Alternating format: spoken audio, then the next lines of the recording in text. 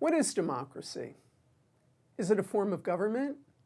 Is it a bundle of rights and obligations reserved by we the people to build and sustain a civil society?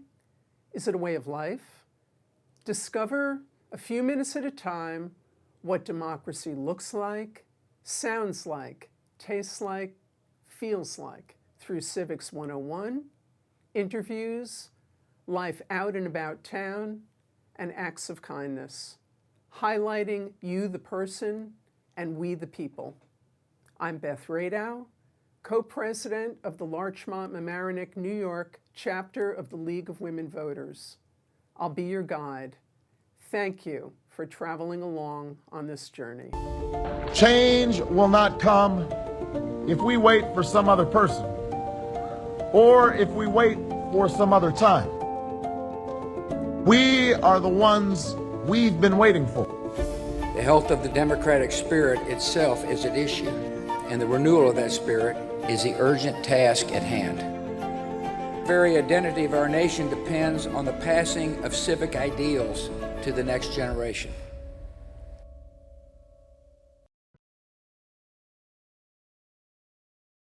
Civic-wise, Okra students Caitlin Solis and Zoe Stahl became curious about the role of enslavement in our community.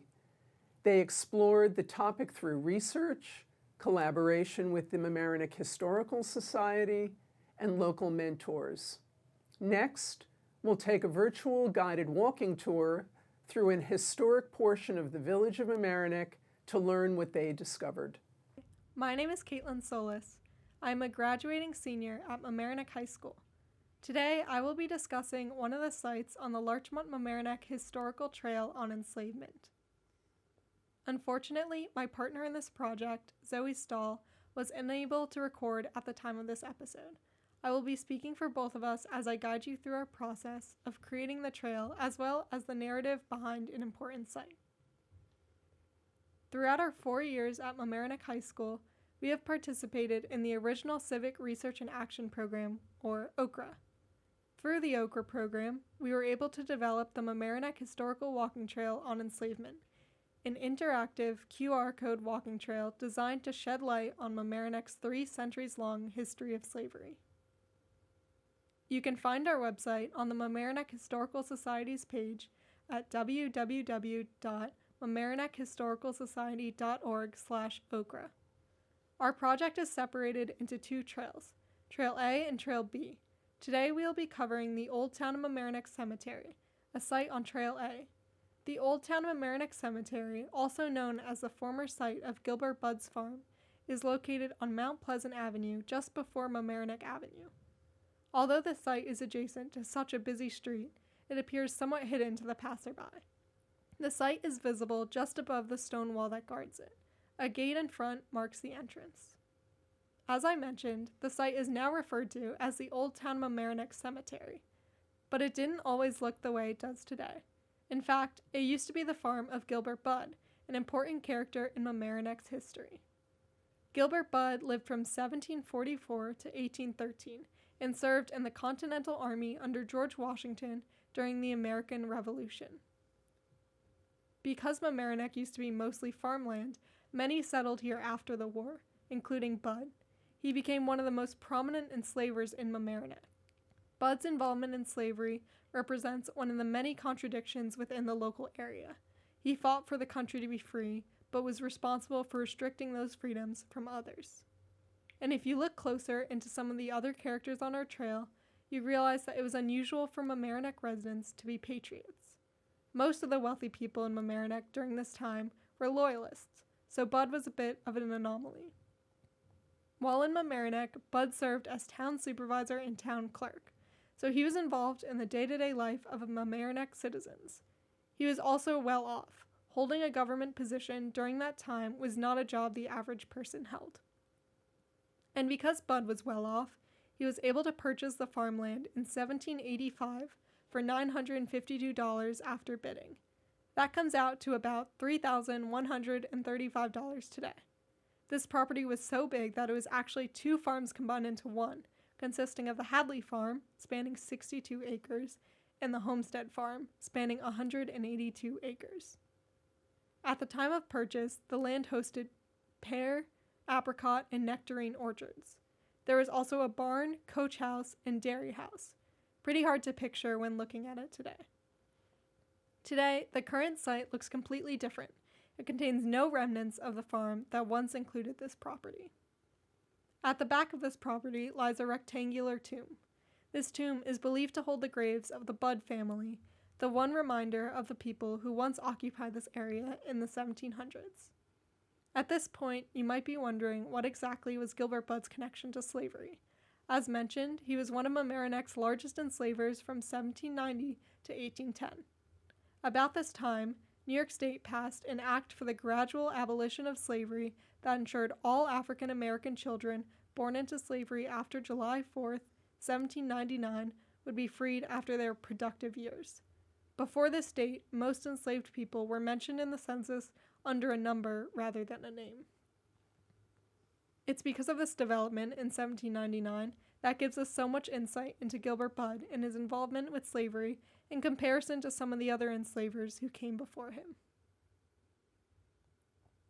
The records give the names of Gilbert Budd's enslaved workers: Susanna, Jack, Bet, Phoebe, Daniel, Hannah, Henry, Peter, Peter Jr., Sarah, Charles, Hannibal, Jack Purdy, and Eliza. We even know a little about the lives of these enslaved workers. On March 17, 1802, Bet gave birth to her son Peter. The father of Peter was Jack Purdy, a man owned by another prominent figure in Mamaroneck, James DeLancey. Bet was also later the mother of Eliza, as mentioned earlier in 1809. Stories like these are the reason we created the walking trail. Thank you so much for listening, and thank you to Beth Radow and LMC Media for inviting us to be a guest on This Is What Democracy Looks Like. To learn more, please visit our page on the Mamaroneck Historical Society website and visit the trail. Again, it is www.mamaroneckhistoricalsociety.org/okra. Thanks for watching. So you've just completed a 4-year project, and I know that you have spoken to other people locally about this, about what inspired this. We were speaking earlier, and you mentioned that Okra went on a walking tour, and you came across streets that were named after former enslavers, and that kind of triggered the inspiration for the project? Yeah, so it was more of an assignment, so we did it virtually. I see. But we went to John Richbell's cemetery, which is just off of Rushmore Avenue next to Harbor Island, and that was one of the sites we looked at, which is actually a site on our trail now. And then we also got to learn a little bit about different street signs that are up around town, which we found out to be named after enslavers. And so that was something that I found, and my partner Zoe found really interesting, because that was a piece of our history we hadn't learned about before. So you mentioned that Budd was a character. When you say character, was he reputed? Were there stories around his life here? Obviously, he was a major contributor in the community. Was there anything written about him otherwise to give you more depth to what his life was like here? Not too much about Gilbert Budd. It's interesting. When we say character, Zoe and I kind of refer to everyone as a character sometimes, because it's a bit hard for us sometimes to visualize what a person was like during that time. And so I think it's easier for us to think of them as like characters in a story. I think it's easy to think about history that way. Yeah.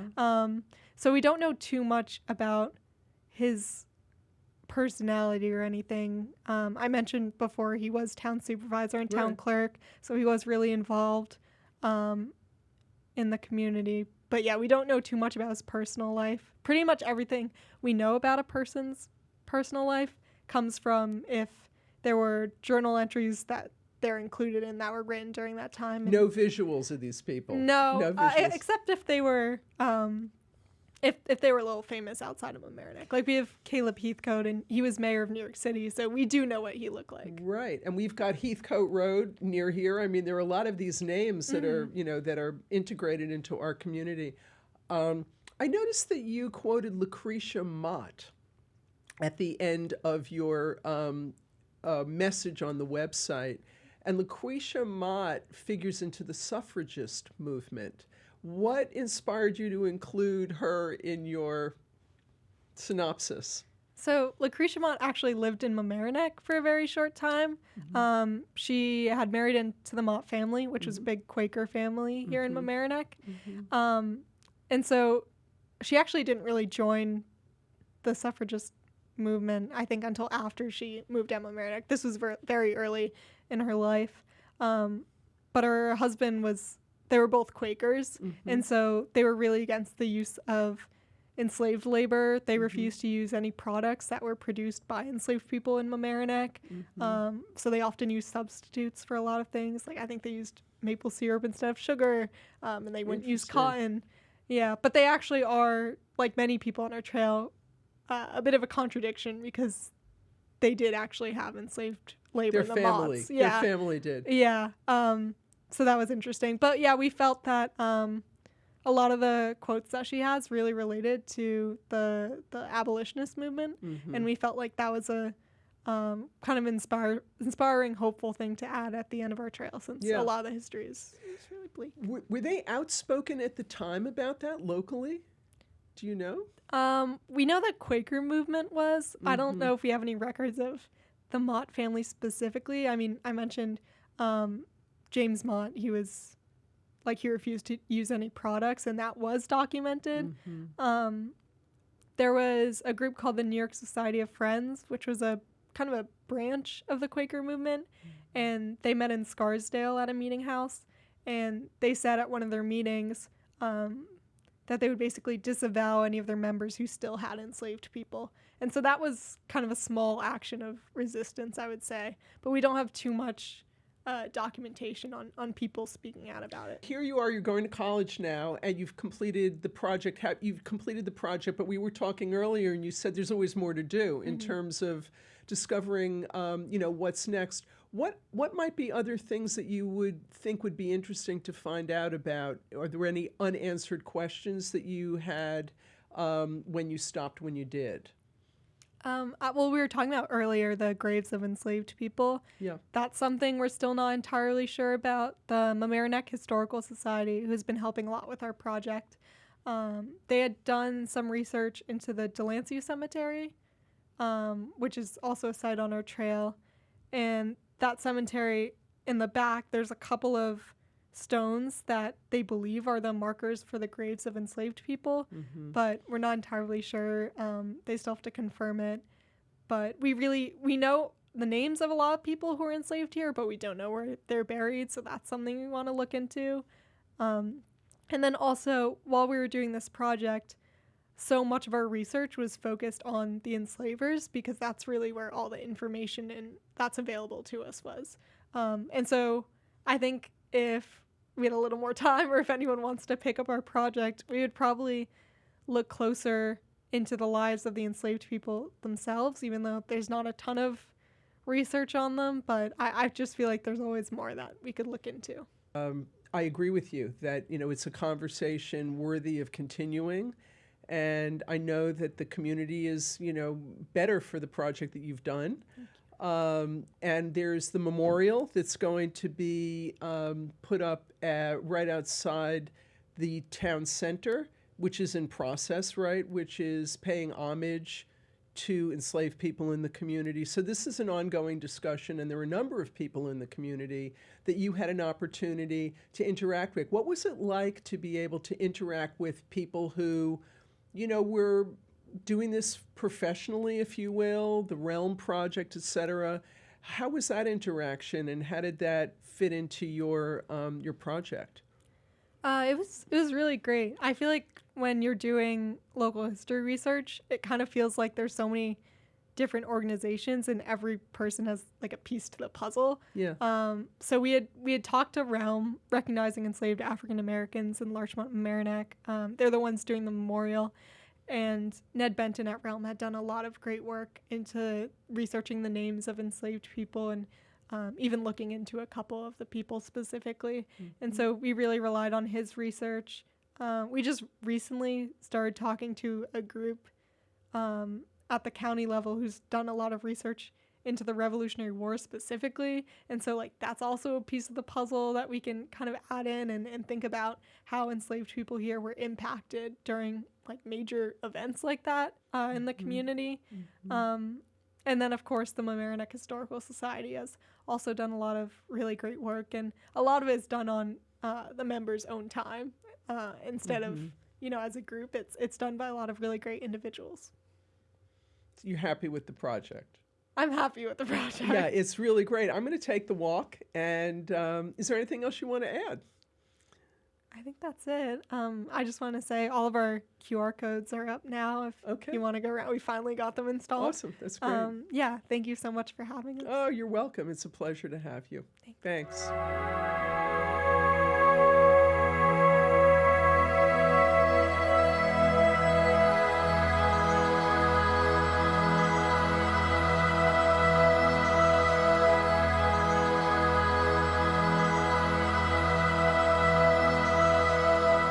According to the U.S. Citizenship and Immigration Services, in 2024, 818,000 people nationwide became naturalized citizens.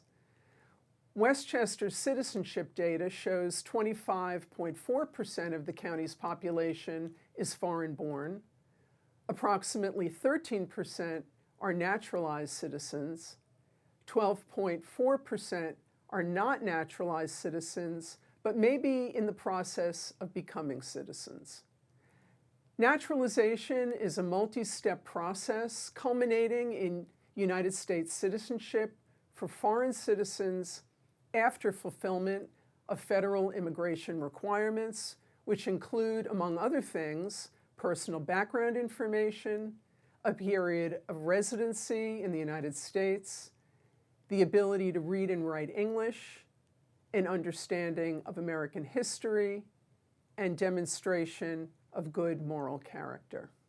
In Westchester, the League of Women Voters and Daughters of the American Revolution routinely welcome each new citizen at the conclusion of the naturalization ceremony held at the Richard J. Daronco Courthouse in White Plains. New citizens receive information regarding their rights as citizens and voter registration and a mini American flag. Following the ceremony, Board of Elections representatives assist new citizens with voter registration. On a recent Wednesday in July, fellow League of Women Voters member Cindy Dirks and I attended one of Westchester County's monthly naturalization ceremonies to personally welcome 101 new citizens from 42 countries. Well beyond providing citizen-related information, the experience included a brief but authentic human connection with each person through the words of welcome and exchange of smiles. County Clerk Tim Idoni administered the oath of citizenship, in which new citizens renounced allegiance to foreign sovereigns and swore allegiance to the Constitution and laws of the United States of America against all enemies, foreign and domestic. In a rousing welcome, Judge Rolf Thorsen invited the new citizens to stand to the applause of the filled auditorium as he read aloud from A to Z their country of origin. Judge Thorsen acknowledged the pride and joy of this culminating event following the long journey towards citizenship, yet underscored this event was not the end, but a new beginning. In his upbeat welcome, Judge Thorsen spoke of the need to be engaged citizens because democracy depends upon the voice and ongoing participation of we the people. Thank you for watching today's look at civics in action.